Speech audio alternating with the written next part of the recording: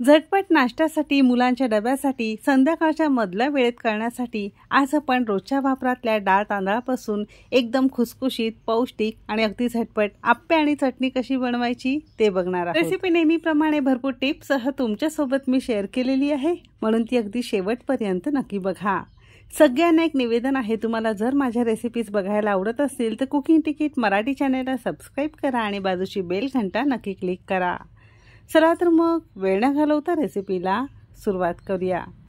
डाळ तांदळाचे आप्पे बनवण्यासाठी घरातल्या कोणत्याही एखाद्या वाटीच्या प्रमाणाने किंवा अशा या पेल्याच्या प्रमाणाने आपल्याला जिन्नस मोजून घ्यायचा आहे।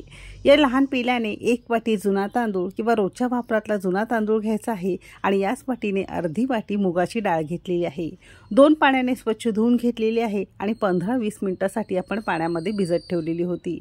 सकाळी करायचं असेल तर अगदी रात्रभर तुम्ही भिजत ठेवली तरी सुद्धा चालू शकेल।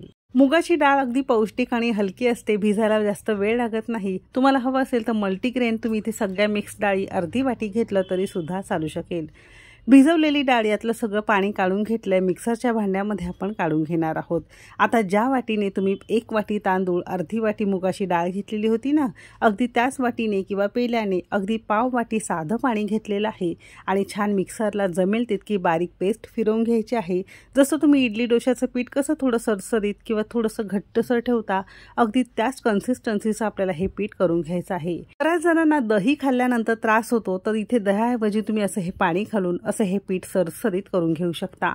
खूप जास्त पीठ पातळ करायचं नाही, नाहीतर तुमचे आप्पे नीट होणार नाही। असं थोडंसं घट्टसर पीठ आपल्याला करून घेणं गरजेचं आहे।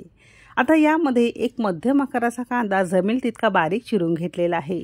1 हिरवी मिरची अगदी बारीक चिरून घेतली। लहान मुलांसाठी करताय तर हिरवी मिरची तुम्ही कमी घाला किंवा न घालता सुद्धा तयार करू शकता।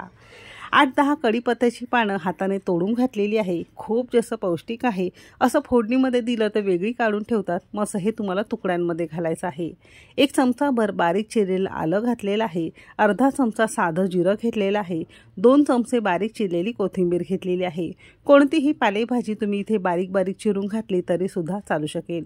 सगळ्या शेवटी चवीपुरतं मीठ घालून ही सगळी जिन्नस छान एकजीव आपल्याला करून घ्यायचं आहे। मुगाची डाळ आपण इथे वापरली, तुम्ही अख्खे हिरवे मूग असतात ना, ते सुद्धा रात्रभर भिजवून वापरू शकता, म्हणजे आणखीन हे जास्त पौष्टिक होईल।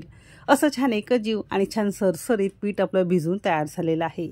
ज्या आयत्या वेळेस तुम्हाला याचे आप्पे करायचे असतील ना, त्या आयत्या वेळेस अगदी पाव चमचा यामध्ये खाण्याचा सोडा घालायचा आहे। आप्पे आपण लगेच बनवतो आहोत, कारण सोडा घातल्यामुळे थोडेसे फुलतात किंवा हलके होतात। तुम्हाला सोडा इनो घालायचा नसेल तर ज्या वेळेस तुम्ही डाळ तांदूळ बारीक वाटून घेता ना, तसंच वाटून एखाद्या उबदार ठिकाणी एक 5-6 तास तुम्हाला ठेवून द्यायचं आहे, म्हणजे छान ते पीठ फुलून येतं आणि सकाळी असं हे पिठाचे तुम्ही आप्पे तयार करू शकता।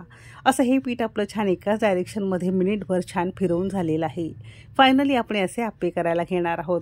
आप्पे छान कुरकुरीत खुसखुशीत होण्यासाठी भिड्याचं आप्पे पात्र अगदी परफेक्ट आहे। मोठ्या आचेवर छान गरम करून घेतलेलं आहे। चमचाभर तेल सगळीकडे छान पसरून घेतलेलं आहे। साजूक तूप वापरलं तरी सुद्धा चालू शकेल।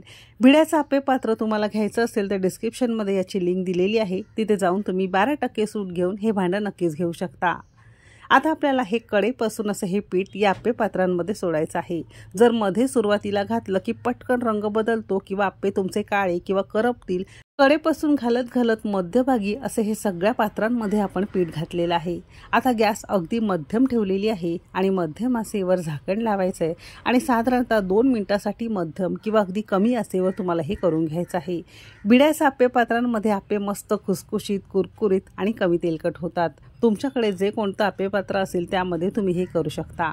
2 मिनिटं मध्यम आचेवर झालेली आहे। झाकण काढून बघणार आहोत तर बघू शकता अगदी सहज हे उलटलं जाते। जर उलटत असताना थोडंसं चिकट किंवा ओलसर वाटत असेल तर पुन्हा थोड्या वेळासाठी तुम्हाला झाकण लावून ठेवायचं आहे। बाजू अगदी सहज उलटली जाते, म्हणजे सगळे आप्पे आपले एका बाजूने छान खरपूस भाजून तयार झालेले आहे। बाजू अशी सगळी उलटून घ्यायची आहे आणि दुसऱ्या बाजूने अजिबात झाकण न लावता मध्यम आचेवर एक 2 ते 3 मिनिटं आपल्याला मस्त खरपूस रंग बदलेपर्यंत छान करून घ्यायचा आहे। म्हणजे एका बाजूने झाकण लावून करायचं आहे आणि दुसऱ्या बाजूला झाकण न लावता आपल्याला करून घ्यायचं आहे. म्हणजे आप्पे खाताना अगदी छान खुसखुशीत आणि कुरकुरीत लागतात. तो दोन्ही बाजूने साधारणतः 5-6 मिनिटं मध्यम आचेवर आपण हे छान खरपूस भाजून घेतलेलं आहे. अजिबात तुम्हाला हे आप्पे कच्चे दिसत नसतील. असं हे छान खुसखुशीत, कमी तेलकट आणि मस्त चवीचे झटपट होणारे डाळ तांदळाचे आप्पे खाण्यासाठी तयार झालेले आहे. एका ताटावर काढून घेणार आहोत. आता घेतलेल्या जिन्नसात साधारणतः 20 ते 22 तुमचे आप्पे तयार होतात. ओल्या नारळाच्या झटपट चटणीबरोबर तुम्ही ही आप्पे खाऊ शकता, सांबाराबरोबर खाऊ शकता किंवा लाल चटणीबरोबर सुद्धा खाऊ शकता. कशी तयार करायची बऱ्याच रेसिपी तुमच्यासोबत मी शेअर केलेली होती. ओल्या नारळाची चटणी कशी तयार करायची लिंक हवी असेल तर डिस्क्रिप्शनमध्ये देते आहे. तुम्हाला मुलांना जर हे आप्पे द्यायचे असतील, चटणी चालत नसेल तर सुक्या लसूणाच्या चटणीबरोबर तुम्ही हे आप्पे मुलांना देऊ शकता किंवा नुसतेच खायला सुद्धा अप्रतिम लागतात. यामध्ये वेगवेगळ्या भाज्या घालून आणखीन पौष्टिक तुम्ही हे आप्पे तयार करू शकता.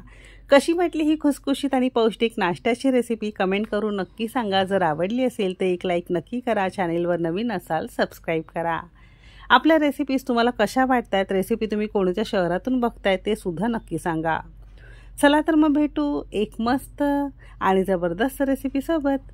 तोपर्यंत मस्त खा आणि स्वस्त रहा.